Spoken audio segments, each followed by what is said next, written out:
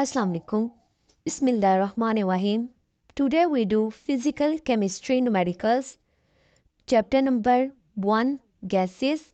In these questions we use the universal gas equation which is PV is equals to nRT.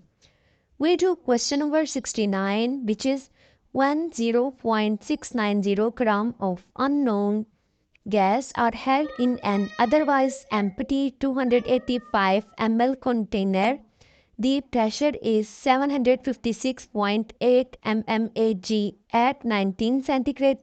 What is the molecular mass of the gas? Given data, mass is equals to 0.690 gram. Volume 285 milliliter. We know that 1 milli is equals to 10 raised to the power minus 3. So volume is 285 into 10 raised to the power minus 3 liter.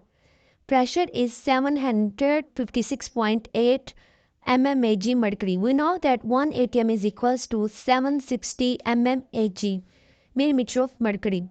So pressure, to convert it into atm, we divided the pressure by 760 millimeter of mercury. And the pressure will be 756.8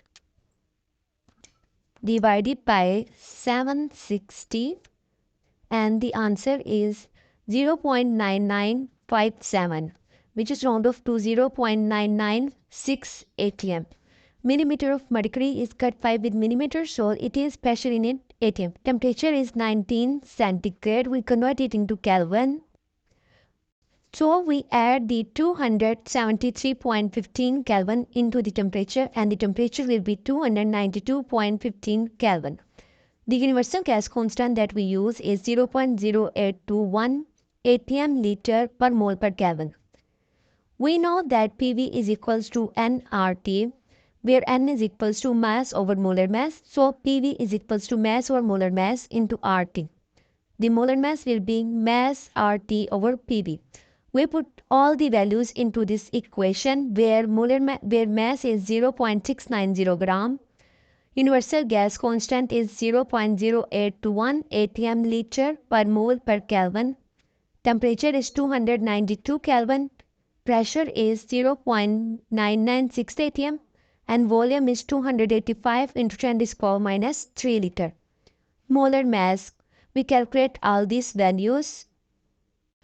0.690 into 0.0821 into 292, which is 16.41, and then 0.996 into 285 exponent minus 3, which is 0.2838, which is round over to the 0.284. Now we divide these values. 16.54 into 0.284, and the answer will 58.23 gram per mole. We know that atm is cut with atm, liter with liter, per Kelvin with Kelvin, and we are left with the unit gram per mole, which is the unit of the molar mass. So the molar mass will be 58.23 gram per mole. Question number 71. Consider two helium tanks used to fill the children's balloon.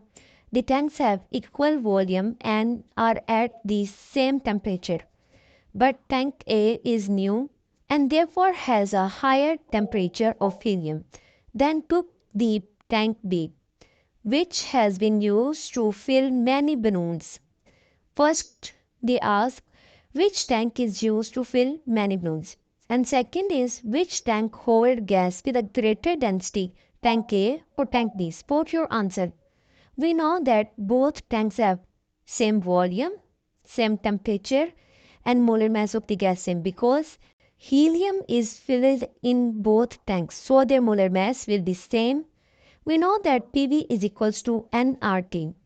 We know that the pressure of tank A is higher than the pressure of the tank B.